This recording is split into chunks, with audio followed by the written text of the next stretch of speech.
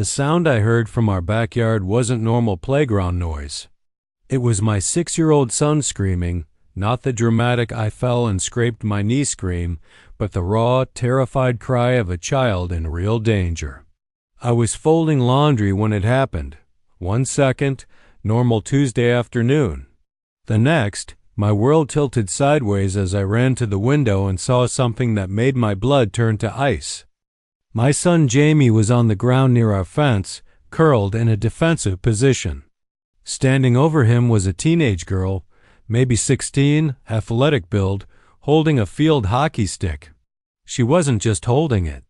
She was raising it over her head like she was about to bring it down on my child. 3 other girls stood around them in a semicircle, phones out, recording and laughing. I was through the back door before my brain fully processed what I was seeing. But my wife Rachel was faster.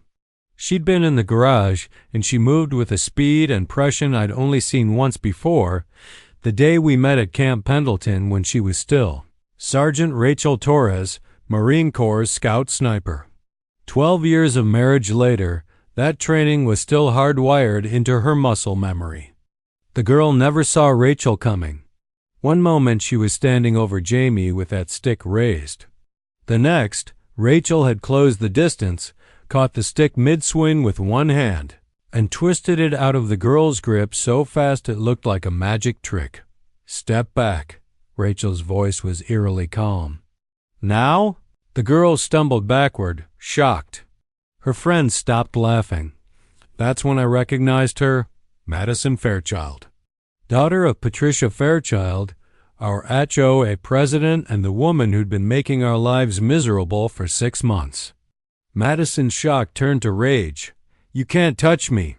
"My mom is." "Your mom is irrelevant," Rachel interrupted, her voice still flat and cold. "You just assaulted a 6-year-old child. That makes you a criminal, not protected royalty." Before we dive deeper, drop a comment with your location and viewing time. This story shows why you should never assume you know who you're dealing with. The attack wasn't random. It was the culmination of months of systematic harassment that had started the day we moved into Willow Creek Estates. Patricia Fairchild ran the HOA like her personal kingdom. She was in her mid-40s, perfectly coiffed blonde hair, designer everything, and a smile that never reached her eyes. Her daughter Madison was a carbon copy, entitled Cruel, and apparently convinced that rules didn't apply to the Fairchild family. It started small. Citations for our lawn being 1 inch too high. Fines for Jamie's bicycle being improperly stored when it was neatly parked in our driveway. Complaints about our disruptive noise when Jamie was playing quietly in our fenced backyard. But the real harassment was aimed at Jamie himself. Madison and her crew, 3 other teenage girls from equally wealthy families, had apparently decided that a 6-year-old playing in his own yard was somehow offensive to them. They'd walk past our fence, making comments loud enough for him to hear. "Why is that little brat always outside? Doesn't he have anywhere else to be? This used to be such a nice neighborhood." Jamie had asked me why the big girls didn't like him. I told him to ignore them, that they were just being mean. I thought it would blow over. I was wrong. Rachel had been documenting everything. Former military intelligence, she had cameras I didn't even know about positioned around our property. She'd been collecting footage, taking notes, building a case file like she was back on deployment. They're escalating, she told me 2 weeks before the attack. This isn't just teenage meanness. This is targeted harassment with parental approval. She'd been right. The surveillance footage showed Madison and her friends had been deliberately intimidating Jamie for weeks. They'd kick his toys that rolled near the fence line. They'd make threatening gestures when they thought no adults were watching. And today, they'd decided to graduate from intimidation to actual violence. Rachel had Jamie in her arms, checking him over with the practiced efficiency of someone who'd done combat first aid. He had bruises forming on his arms where he'd tried to shield himself, and a scrape on his cheek from hitting the ground. Madison was still standing there, surrounded by her shocked friends, looking at Rachel like she couldn't believe someone had actually stopped her. "I'm calling my mother," Madison said, pulling out her phone with trembling hands. "Good," Rachel replied calmly. "Call her, and while you're at it, I'm calling the police." Madison's confidence faltered. "For what? I didn't even touch him."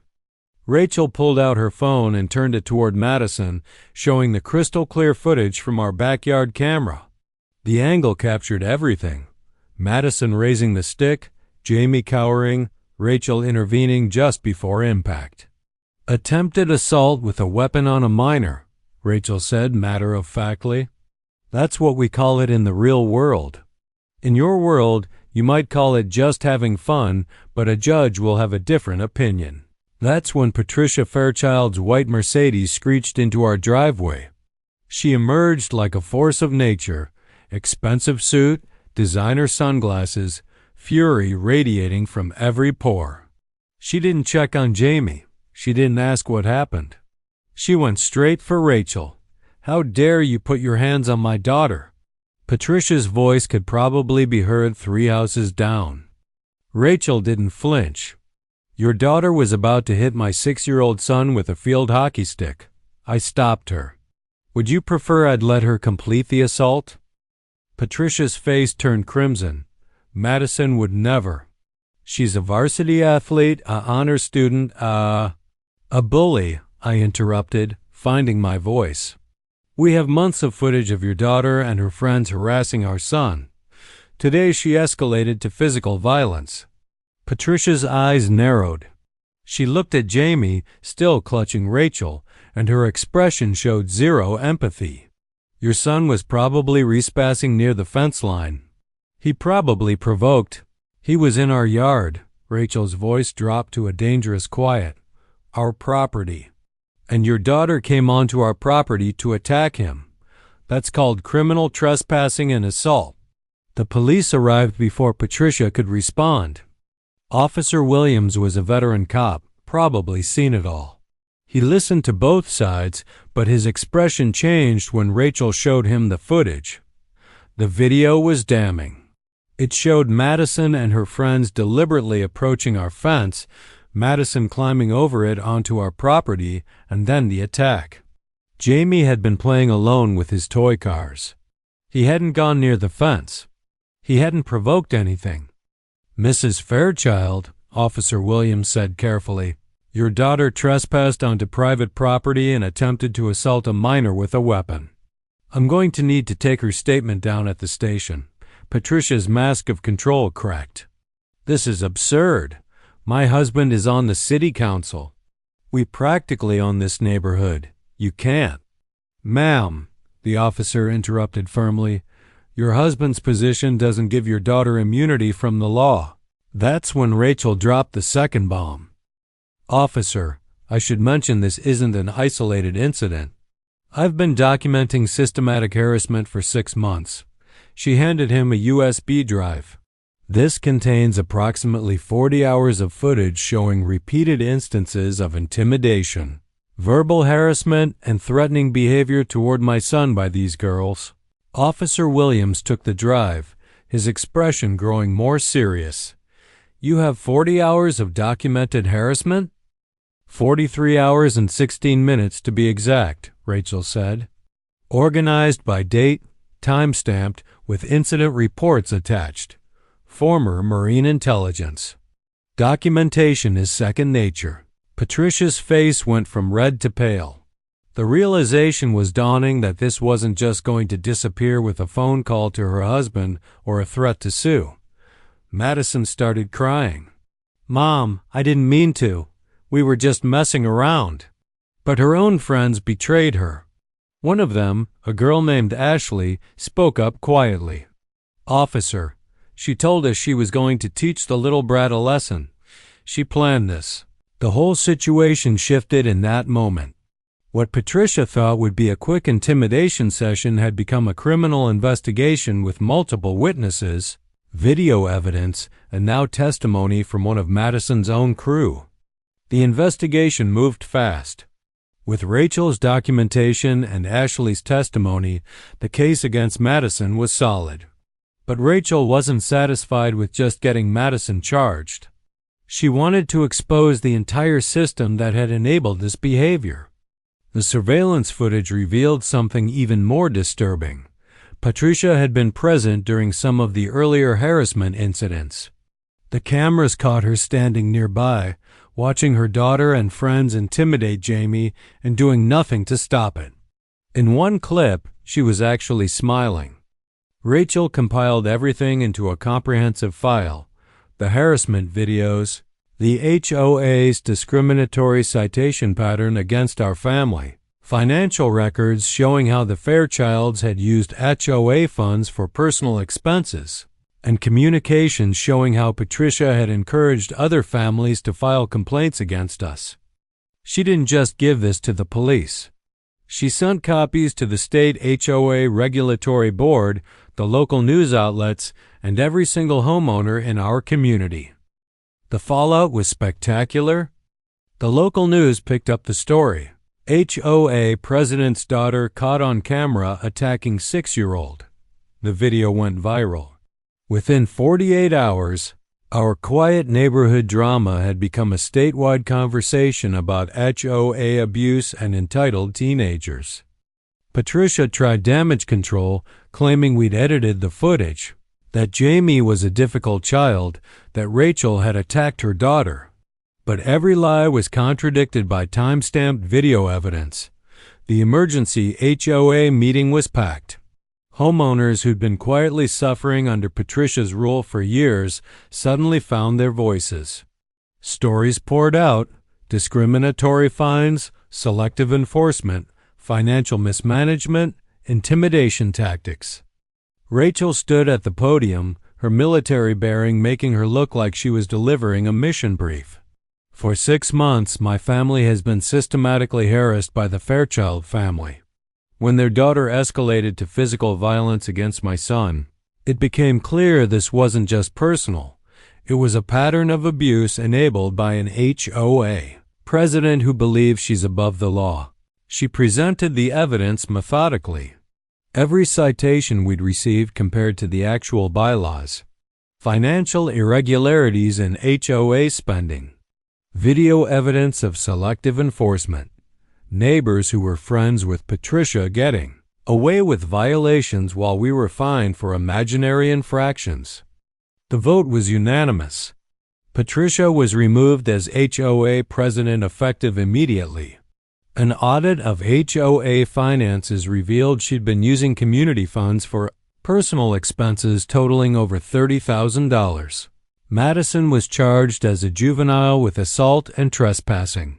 Given her age and the fact that she was a first-time offender, she received probation, mandatory community service, and required counseling. But the real punishment was social. Her friends abandoned her, her field hockey team kicked her off, and every college scout who'd been interested in her suddenly wasn't returning calls. Patricia faced criminal charges for embezzlement and civil charges from the HOA for misuse of funds. Her husband, trying to save his political career, filed for divorce. They sold the house and moved out of state before the criminal trial even began. But the story didn't end with revenge. It ended with rebuilding. The new HOA board, elected by the community, implemented transparent financial practices and fair enforcement policies. They created an appeals process for citations and established strict rules against selective enforcement. Jamie took longer to heal. He had nightmares for weeks.